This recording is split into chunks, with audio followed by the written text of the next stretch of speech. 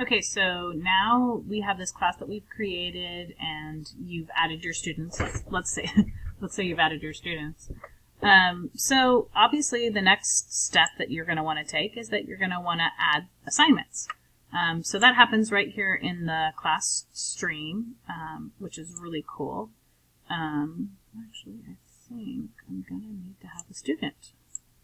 Nope, there it is. Okay, so yeah, let me move that out of the way. So, so once you have set up your class, you can notice that it's already set up to you can add Google Docs, you can add video, like if I wanted to, and I have done, which is I add video of what I want my students to do, so that they can get those directions. But so this is how you add assignments. It's a big plus button right down here in the bottom corner. So I click it, and I can either create a question for my class to answer, I can create an assignment, or I can create an announcement. So the first thing that I did when I set up my class was that I created an announcement because I was super excited. So all I did was type something like, hello, welcome to our Google Classroom.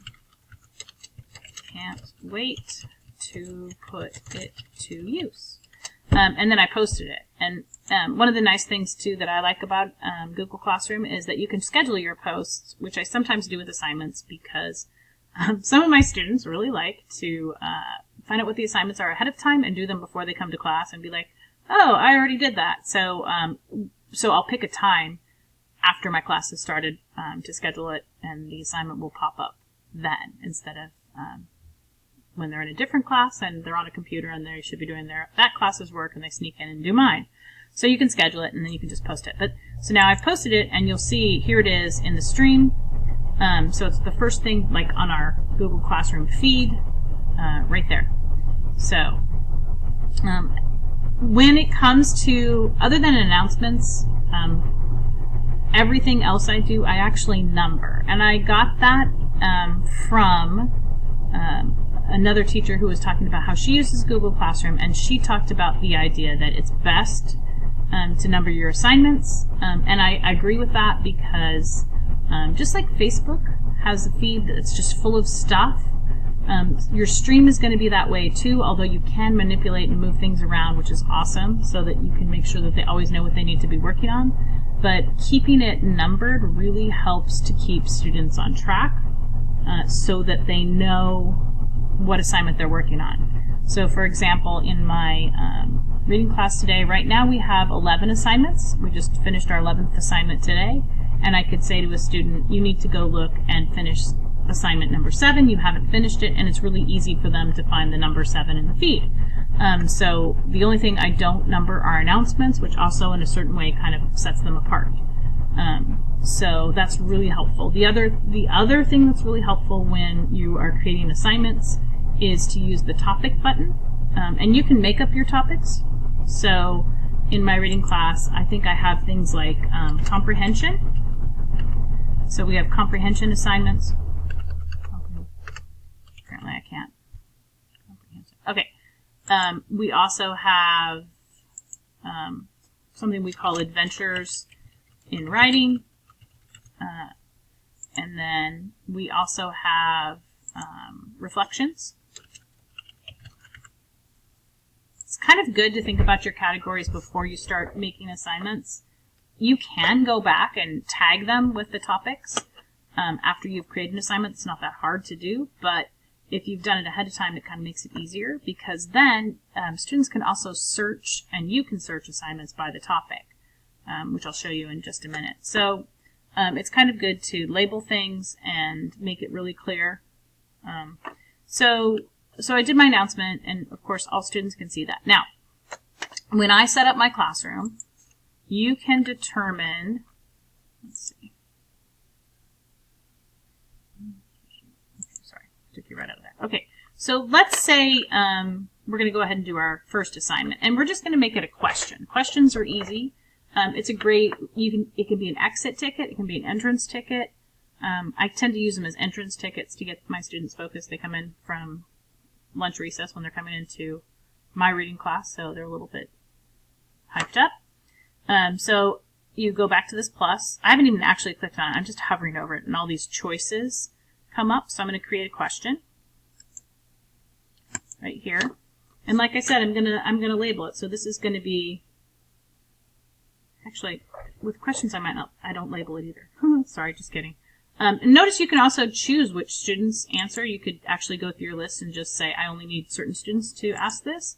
And even here, these are all my different classes, so I can adjust who I'm asking this question to.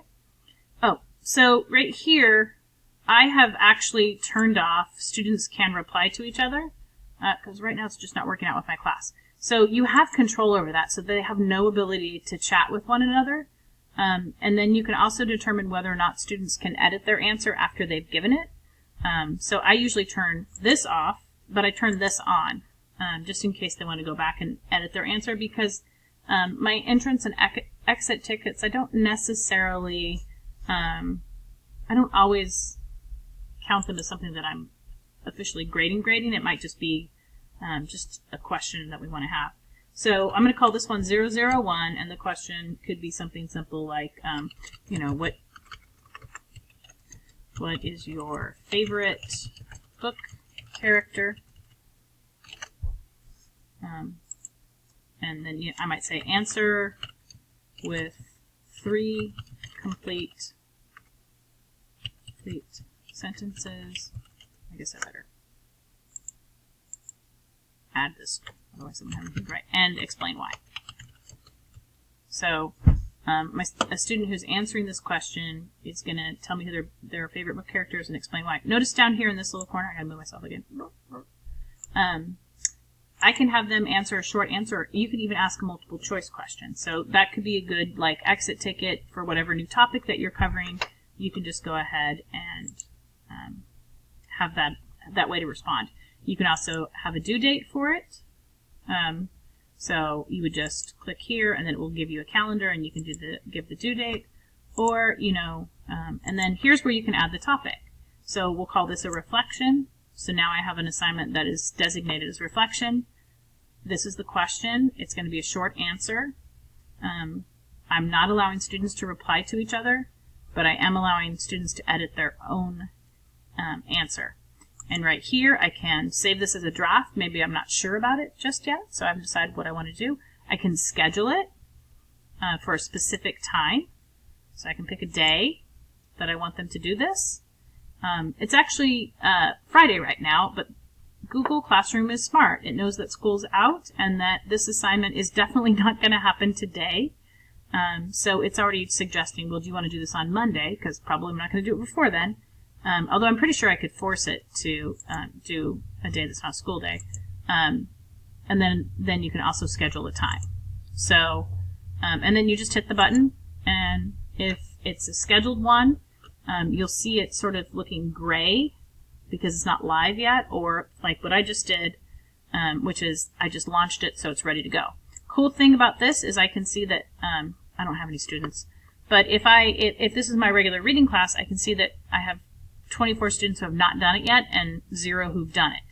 And then as they begin to answer, that number begins to change. So that's how you would attach or ask a question. Also notice that here's the announcement that I made. When I launched this question, it went above it in the feed. And that's the way it always does it. So whatever your next assignment is will go to the top, and whatever your next assignment is after that will go to the top.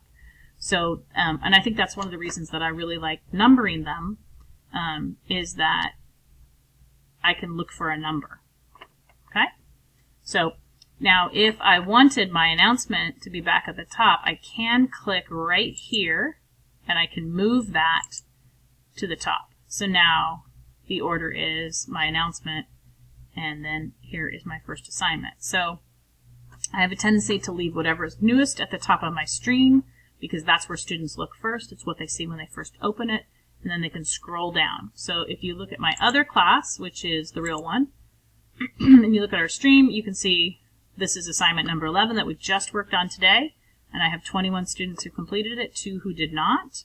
And then as you scroll down, we have assignment number 10, 9, 8, 7, which is totally complete, 6, which they're falling behind on, And so we can kind of see our whole flow of assignments. So that is how you add a question and an announcement.